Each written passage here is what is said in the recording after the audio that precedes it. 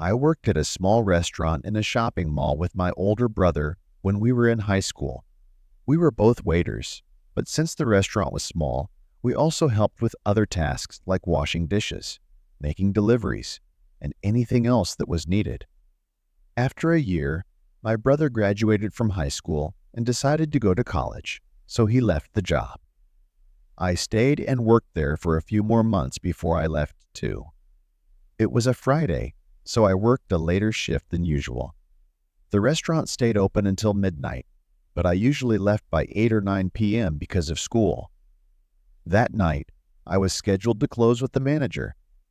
Everything was normal at first, slowing down by 8 p.m. with a few people picking up orders. At 10:30 p.m., my manager took a phone call for a delivery. By 11 p.m., I was driving out of the parking lot. The address on the receipt was only 8 minutes away, but after driving for a couple of minutes, I got a call from my manager. I thought maybe the customer had canceled, but it turned out the guy had given the wrong address. I had to pull over and write down the new address. I put the new street number into the GPS, but I immediately realized something was wrong. It wasn't close at all. It was 25 minutes away in the opposite direction.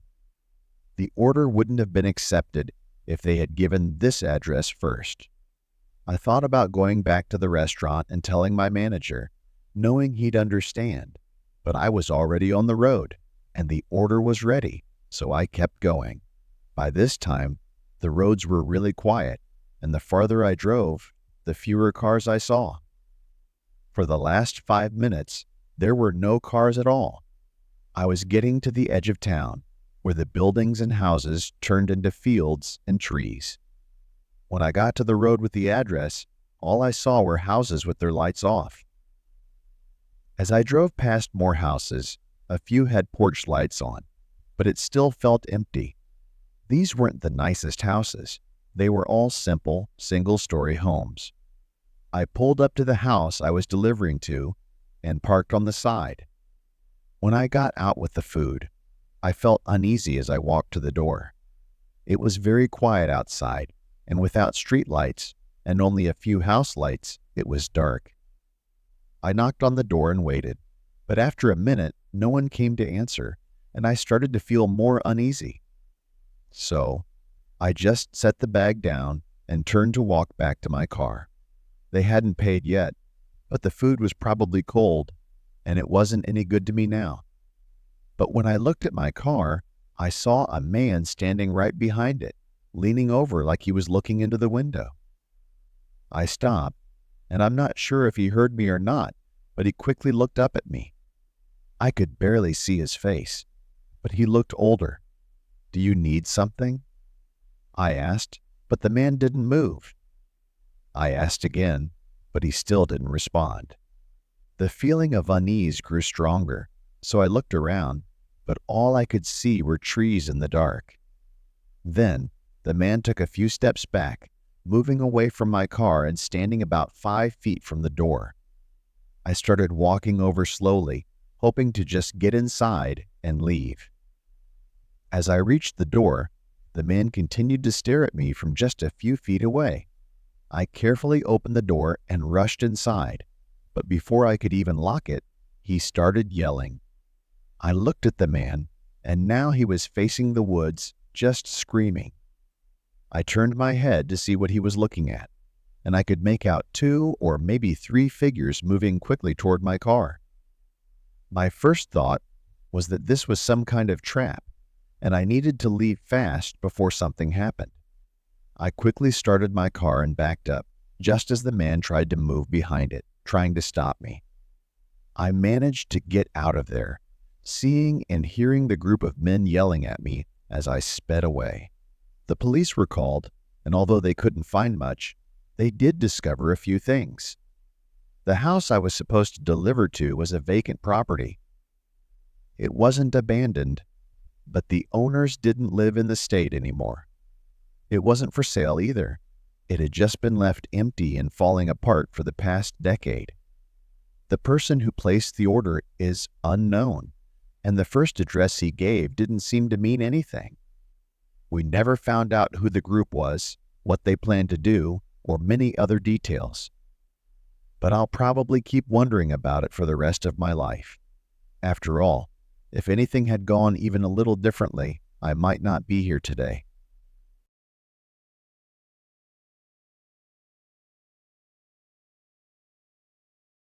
When I was in my 20s, I worked at a small store overnight. It wasn't a big chain store, but a local one with only about 8 or 9 locations. Most nights, I had a helper to restock, but sometimes I worked alone the whole night. Since the store wasn't huge, the work wasn't too stressful.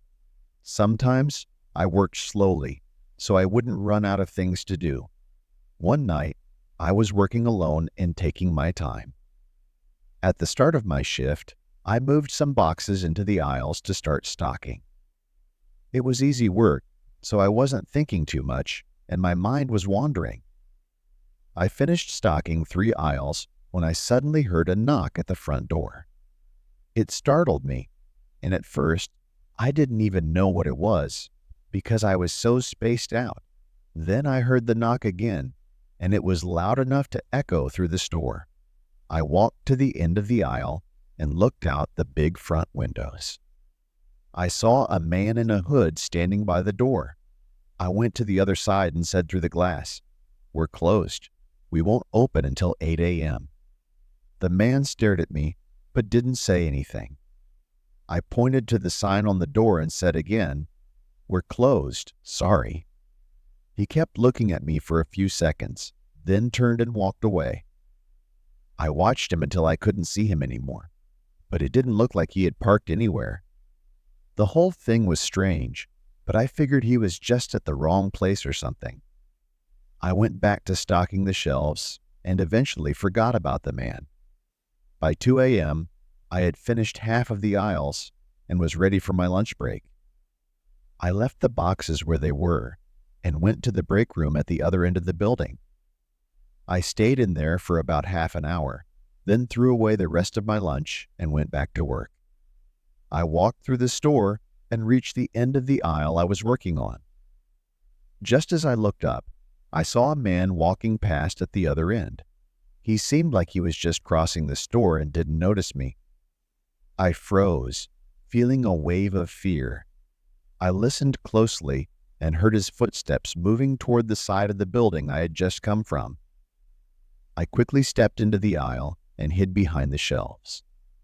The footsteps seemed to head toward the break room, but just as I was about to leave the aisle and run for help, I heard the man rushing out of the room. The footsteps were now running through the store, getting closer and closer. I ran to the other end of the aisle, looking back and seeing the man turn into the aisle, chasing me. I rushed to the front door, fumbling with my keys and trying to unlock it with shaky hands. The man appeared at the end of the aisle just as I got the door open, and as I stepped outside, I saw a bright flash in the corner of my eye and heard a loud pop that made my ears ring a gunshot. It was so loud I couldn't tell where it came from, but I ran as fast as I could around the building, scared for my life. I made it to my car and hid in the back seat while I called 911. From what I know, the man didn't follow me outside. He was gone by the time the police arrived. They found the back door broken open and some heavy tools lying next to it. The scariest thing they found was the hole from the gunshot, right next to the front doors. The police couldn't figure out why the man broke in or why he targeted me, but they thought it might have been due to a mental breakdown or psychotic episode. It seemed like he didn't have any real reason to go after me other than the fact that I was alone. I don't work there anymore, but for years after that, I was nervous every single night.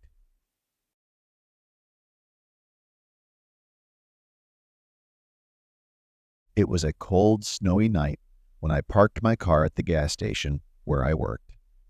My shift was from 11 p.m. to 7 a.m., and I had been working there for a few months. I didn't enjoy this job, but it was hard to find a different one. Because of some things in my life, Working nights fits my schedule best. Even so, I felt tired every night and found it hard to make it through each shift. I parked my car in front of the building, next to the only other car in the lot. It was my coworker's. I went inside to take over his shift, and he left a few minutes later. After that, I was alone for the night. My manager had left a note on the desk with some tasks for me to do, but it didn't seem like much. I thought it would take about an hour to finish everything, so I decided to wait a while before starting to avoid getting sleepy. Around midnight, I was sitting behind the desk when I saw a car pull into the station. It was an old SUV parked by one of the pumps. Since it was snowing, not many people were out driving, but we did get a customer now and then. I went back to scrolling through videos on my phone, not paying attention. After about 10 minutes, I looked outside again and noticed the SUV was still by the pump. The headlights were off, and the doors were closed like they should be pumping gas, but it had been sitting there for a while. I got up and went closer to the window, looking around both sides of the building, but there was nobody outside. If the person had been sitting in the car with it off for the last 10 minutes, they must have been freezing. It was snowy, windy, and very cold, so I started feeling worried for them. I watched closely for a few minutes, hoping to see some movement or someone getting back into the car, but there was nothing. It looked like the car was just left sitting there by the pump. After thinking for a bit, I put on my jacket and went outside. Right away, I could tell I was right. It was way too cold for anyone to be in the car with it off or to stay outside for long. I hurried over to the car, looked around, and then leaned close to the window to peek inside. "Hello? Is anyone in there?" "Just checking if you're okay," I called, but I couldn't see anyone. It wasn't easy to see clearly, so maybe someone was there, but I was pretty sure it was empty. Feeling even more confused, I stepped back and looked around the empty gas station parking lot. As I turned to walk back, I was looking down at the ground and noticed shoe prints in the snow. They seemed to lead from the car toward the building, but not exactly to the front, more off to the side. I looked back and saw the tracks started from the car, but I was freezing by now and decided to go inside to warm up a bit before investigating further. I went inside and switched on the small heater by the counter, holding my hands in front of it to warm up. I'd only been inside for about 30 seconds when I heard a loud thump from behind me. I quickly turned around but didn't see anything, so I walked around the counter to check. In the back, I saw puddles of dirty water on the floor, like melted snow from someone's boots. Feeling a shiver down my spine, I moved closer to the back room and turned the corner toward the supply room. In the darkness behind one of the shelves, I saw the outline of a person. They were tall, with broad shoulders and a scruffy beard, and they were staring right at me.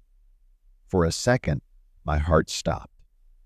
Then, almost without thinking, I walked back to the counter.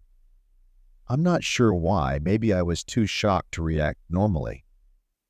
I stared at the supply room doorway for what felt like forever, then quietly picked up the store phone, whispering for the police to come. The next 10 minutes of waiting were some of the most nerve-wracking of my life. During this time, I didn't hear or see anything from the supply room, which only made me more scared. For some reason, the man never came out to confront me. Finally, 2 police officers arrived and came inside. I quietly pointed out where I'd seen him, and they went to search the room while I waited near the front. I was shocked when they came back alone. He was gone. There were watery footprints around the back door, and outside, fresh tracks in the snow led straight away from the gas station and into the dark, empty field that stretched on for miles. No one could search the field at night, but even when they tried in the following days, they didn't find anything. The field was so big, he could have gone anywhere, but it was so cold and windy that night, I honestly thought they might find a body. The SUV was taken in for testing in hopes of finding more clues, but for some reason, they couldn't track down any information about who owned it. So, all we had were the few details from that night. Who the man was, what he was doing, and where he is now are all still mysteries.